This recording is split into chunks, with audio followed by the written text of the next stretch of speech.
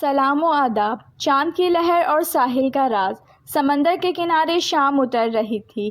آسمان پر ہلکی سنہری روشنی لہروں پر پڑ رہی تھی اور نرم ہوا ریشمی کپڑوں کو اول ہلا رہی تھی۔ عائشہ خاموشی سے ریت پر چل رہی تھی۔ اس کے ہلکے کپڑوں ہوا میں تھڑ تھڑا رہے تھے اور کبھی کبھی وہ خود کو دونوں بازوؤں میں سمیٹ لیتی۔ پیچھے سے قدموں کی آہٹ آئی۔ وہ تھا ریحان، اور اس کے برابر آ کر رکا۔ کچھ لمحے بنا کچھ کہے اسے دیکھتا رہا۔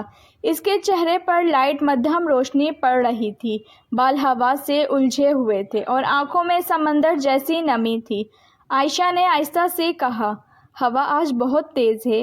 ریحان مسکرایا، مگر اس کی آنکھوں میں فکر تھی۔ ہوا تیز ہے، تم نے بہت ہلکے کپڑے پہن رکھے ہیں۔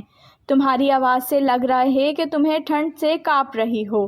عائشہ کچھ بولنے ہی لگی تھی کہ اچانک ریحان اس کے تھوڑا قریب آ گیا۔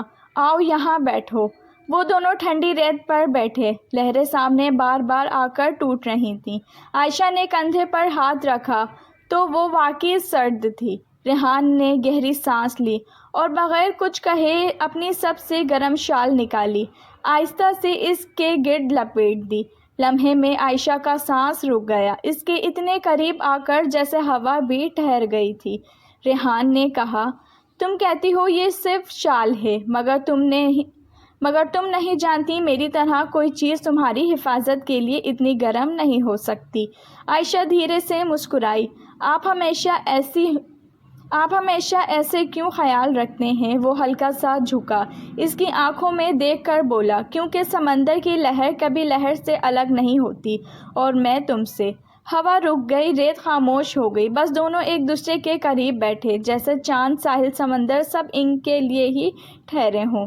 نیچے کمنٹس میں بتائیں، اگر آپ کو بھی کبھی کسی نے شال نہیں دی مگر حفاظت دینے کا وعدہ ضرور کیا ہو تو آپ کی کہانی کیا بنتی ہے؟ رکھیے گا اپنا بہت زیادہ خیال۔ کل ملوں گی آپ کے ساتھ ایک نئی کہانی کے ساتھ۔ اجازت دیجیے، اللہ حافظ۔